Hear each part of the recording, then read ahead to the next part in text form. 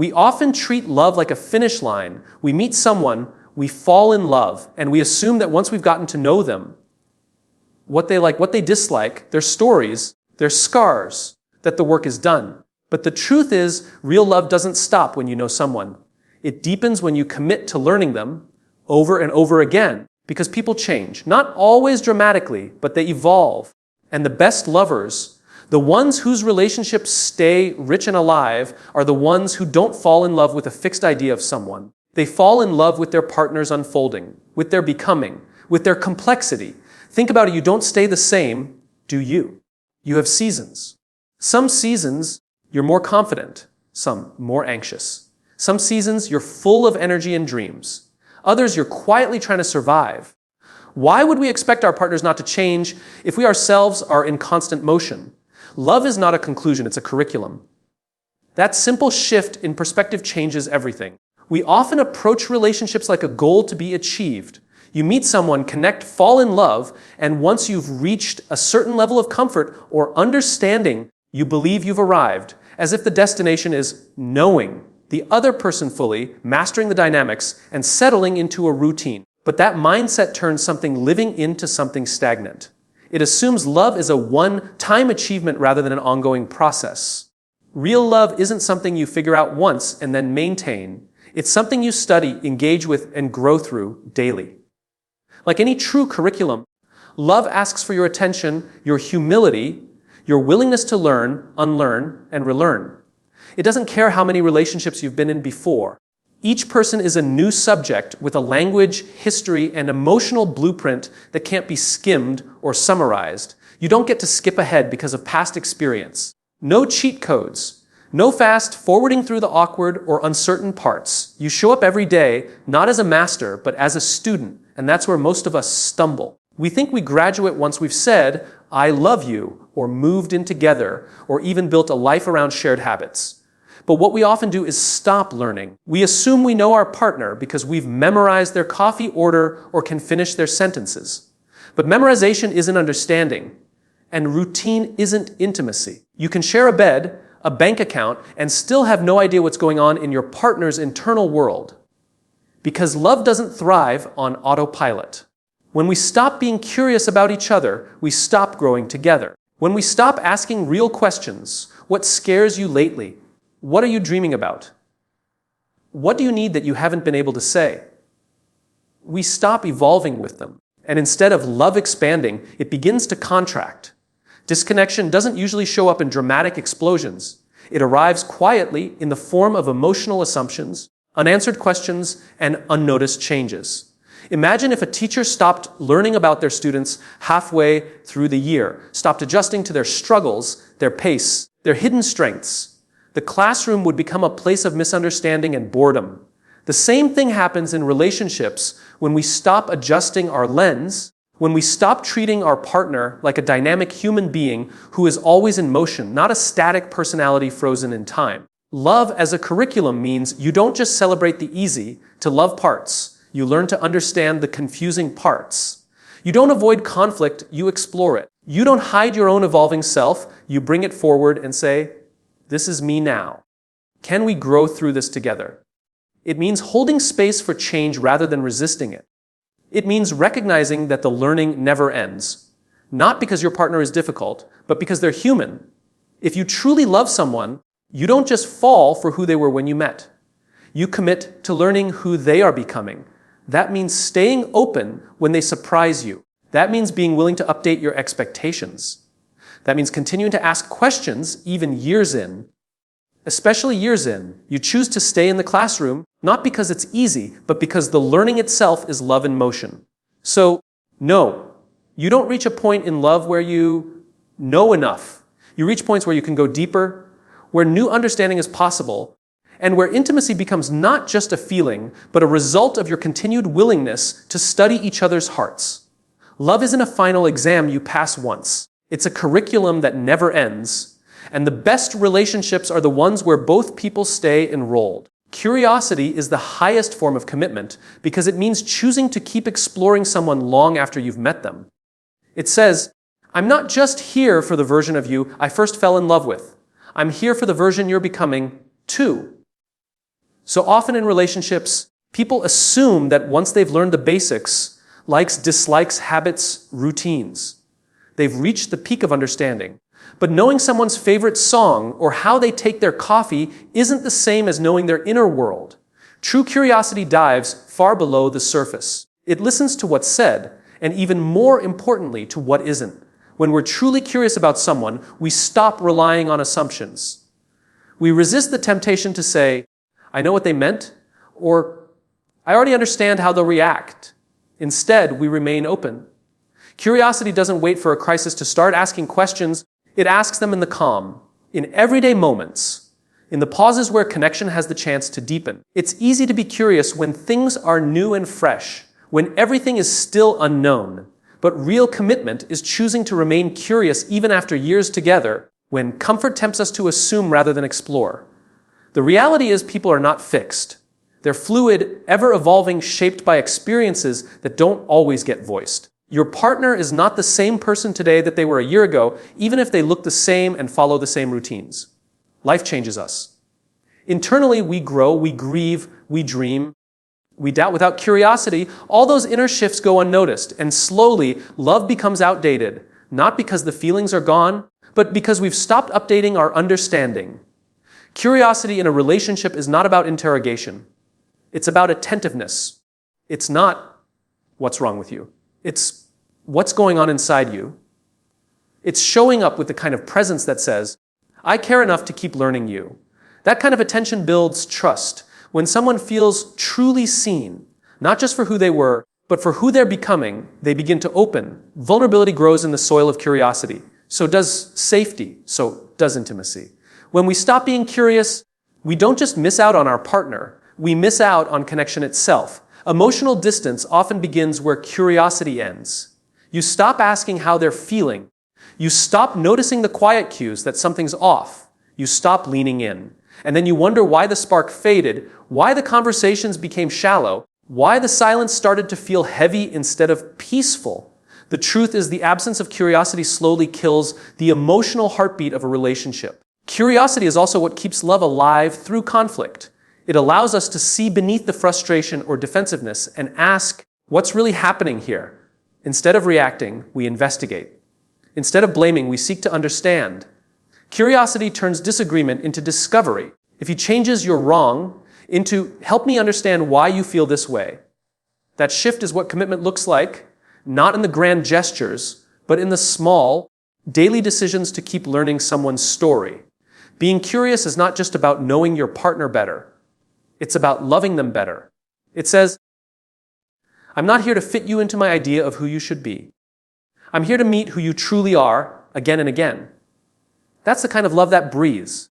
That's the kind of commitment that doesn't suffocate or settle. It expands. So when you think about what commitment really means, don't just think about loyalty or staying together through time. Think about staying curious. Because when you keep asking, keep noticing, keep listening, you're not just staying in the relationship, you're keeping it alive. Curiosity is what says, I haven't stopped choosing you. And in the end, that's the deepest kind of commitment there is. People change, and so must your understanding. It's a truth that's both obvious and difficult. We all know that life shapes us, that we grow, adapt, shift, but somehow we forget to leave room for that in our relationships. We fall in love with someone at a particular moment in time. We memorize their laugh, their habits, their reactions. And then, without even realizing it, we freeze them there. We create a version of them in our minds based on who they were when we first connected. But people are not still photographs. They're moving stories. And if we're not updating our understanding, we're loving a version of them that no longer exists. When you're in a relationship, your job is not to hold your partner still. Your job is to keep up with their evolution. That means staying present to who they are becoming, not just who they were when you met. Sometimes the person you love will grow in ways that surprise you. They might start needing different things. They might shift emotionally, spiritually, or mentally. And if your love depends on them staying the same, it's not really love, it's control disguised as commitment. Real understanding isn't about having someone figured out once and for all. It's about being willing to learn them all over again. It's about noticing subtle changes The things that excite them now, the fears they no longer speak of, the new quiet in their eyes, the different pace in their voice. And it's not just about noticing, it's about responding. You can't love someone well if your understanding of them is outdated. That's how people in long-term relationships end up feeling unseen. Not because their partner doesn't care, but because their partner is still speaking to the version of them that no longer fits. Imagine you were only understood through the lens of who you were 5 years ago. The things you've healed, the battles you've faced, the new desires you've uncovered, all of that would be invisible. It would feel suffocating. And yet, this is what we often do to the people we love. We attach to their past selves because it's familiar and comfortable. But comfort doesn't nurture connection. Growth does. And growth requires relearning. Sometimes we resist change in our partners because it threatens our sense of control. If they start to change, then we have to adapt too. We might have to communicate differently, show up in new ways, or examine our own resistance. But relationships don't last because we avoid change. They last because we adapt to it together. They last because we remain flexible, open, and curious. Understanding is not a one-time decision. It's an ongoing practice. It asks you to put down your assumptions and show up with fresh eyes, to stop saying, "I already know who they are," and start asking, "Who are you now? What are you learning? What matters to you today that didn't before?" These questions are acts of love. They say, "I see that you're still growing, and I want to grow with you." The most fulfilling relationships are not the ones where both people stay the same. They're the ones where both people keep choosing each other, again and again through every phase, shift, and reinvention. Love is not about permanence. It's about presence. When your understanding of someone expands to match their evolution, you give them the gift of being truly seen. And in doing so, you keep love alive. So yes, people change. They are meant to. And if your love is real, if your understanding is active, not passive, you'll let them. More than that, you'll honor it. You'll listen, you'll adapt, and you'll learn. Because that's what love does. It doesn't cling to who someone was. It shows up for who they are becoming. Listening is not about agreement. It's about discovery. Yet most of us listen as if we're waiting for our turn to speak, as if the goal is to find the part where we can jump in and correct, challenge, or defend. We treat listening like a debate where one person talks and the other prepares a counterpoint. But listening, in its truest form, isn't about winning. It's not about waiting for your chance to explain why you're right or why they're wrong. It's about entering someone's internal world with the intention to understand, not to fix or convince. Real listening means putting your ego on pause. It requires you to stop filtering every word through your own judgments or reactions. You're not listening to confirm your beliefs. You're listening to uncover something you didn't already know. And that's where the discovery happens. Not just about your partner, but about yourself too, how you react, where you resist, where you soften. It becomes a mirror, not just a window. In relationships, so many arguments spiral because no one feels heard. Not because the issue is too complex, but because both people are trying to be understood while no one is doing the work of understanding. That cycle can be exhausting. But when you shift your listening from agreement to discovery, you create a new kind of space. One where your partner can say things without fear of being corrected or minimized.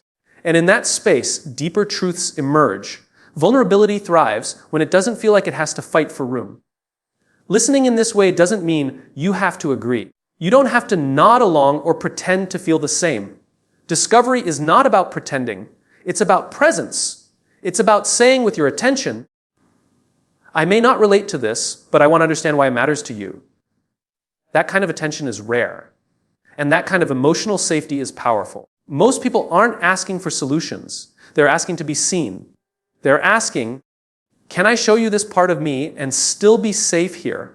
And when you listen without needing to agree, when you allow someone to unfold without interruption, you answer that question with compassion. You say, "You don't have to make sense to me immediately for your feelings to matter."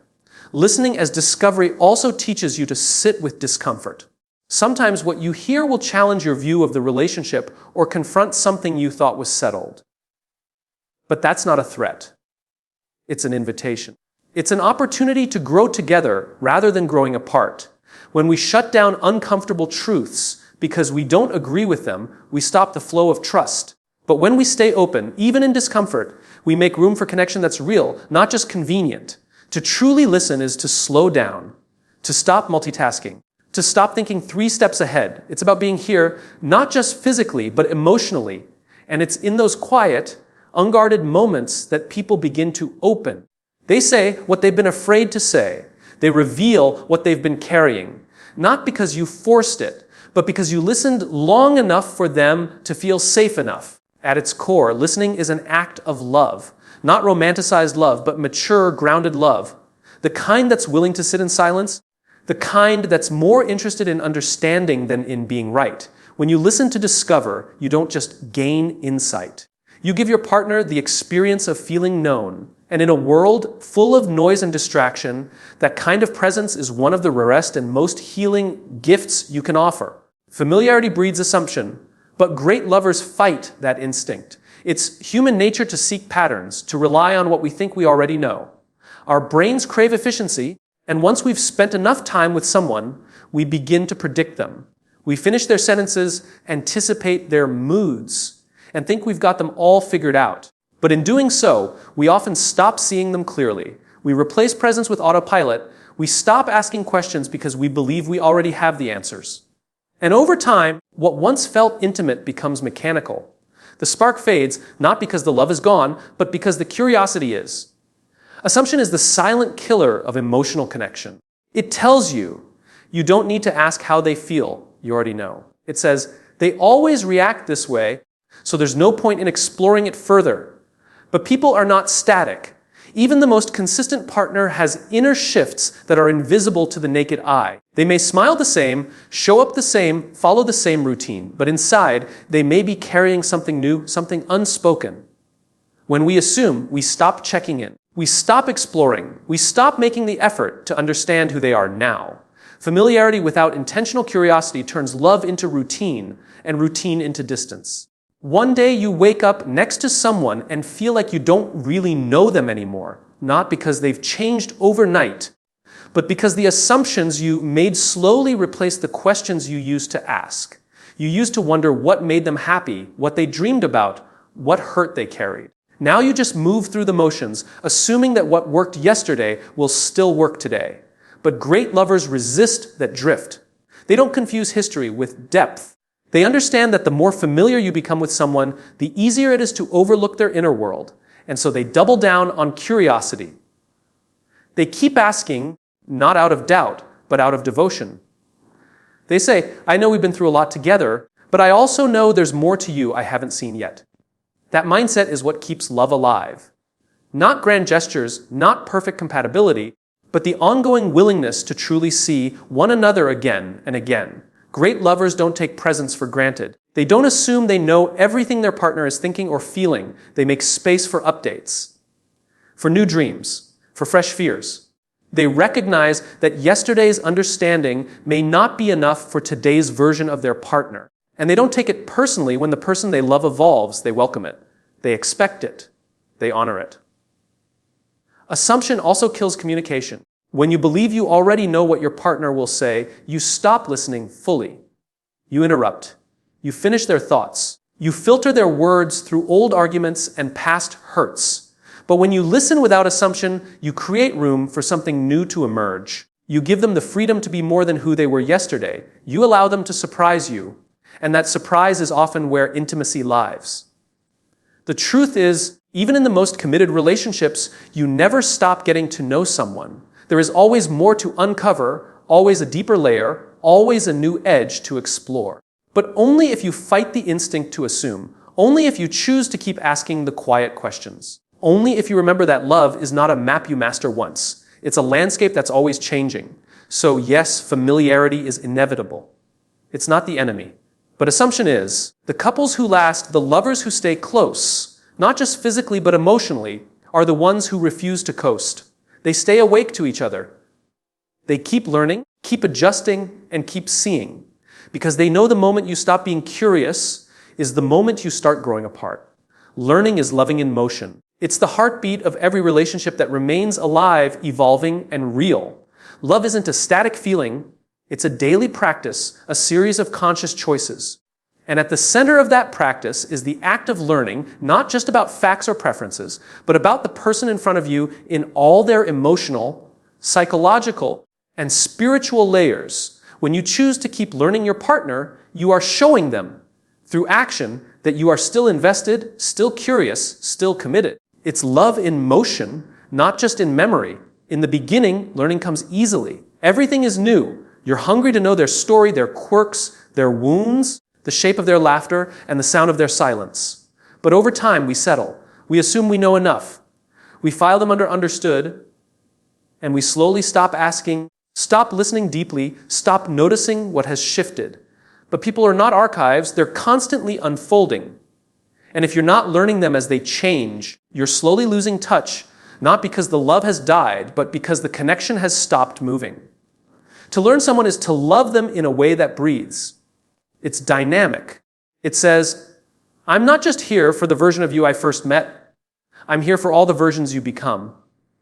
That kind of learning takes humility. It means acknowledging that your partner isn't an extension of your expectations. They are their own person with thoughts, fears, needs, and growth you may not always understand at first. But the point isn't to understand instantly. The point is to stay open to the process. When you approach your partner like a mystery still unfolding, your love stays awake. You begin to notice subtle emotional weather changes. When their joy dims, when their anxiety rises, when something feels off, even if nothing is said, you ask questions not because something is wrong, but because you want to stay close. What's on your mind today? What's been feeling heavy lately? What's something you're dreaming about that I haven't heard yet? These aren't just conversation starters. They're love in motion. They are acts of care that say, I'm paying attention. I want to know. Learning your partner doesn't mean turning them into a project. It means honoring their complexity. It's not about fixing anything. It's about staying present to everything. Some days they will feel soft and open. Other days closed and guarded. Some days they'll need space, others connection. When you keep learning them, you don't take those changes personally. You move with them. You adjust. You show grace. That kind of attunement builds safety, and safety builds intimacy. Too many relationships fail not because love disappears, but because one or both people stop learning. They stop seeing each other clearly. They hold on to outdated versions instead of making space for growth. And slowly, they become strangers living parallel lives. But the couples who last, the ones who deepen, not just survive, are the ones who keep showing up with a beginner's heart. They understand that love is not a final product. It's a lifelong study. When you love someone, you never stop learning them. You listen with fresh ears, watch with fresh eyes, and respond with fresh empathy. You allow yourself to be changed by what you discover. You adapt. You grow. That mutual learning becomes the rhythm of your connection, the quiet, steady movement that keeps love alive. So when you say, I love you, let it also mean, I'm still learning you. Let it be a promise to stay curious, to keep asking, to keep noticing. Because real love doesn't just stand still and admire what it once knew. Real love moves. And it moves in the direction of deeper knowing. Learning, after all, is what turns love from a moment into a lifetime.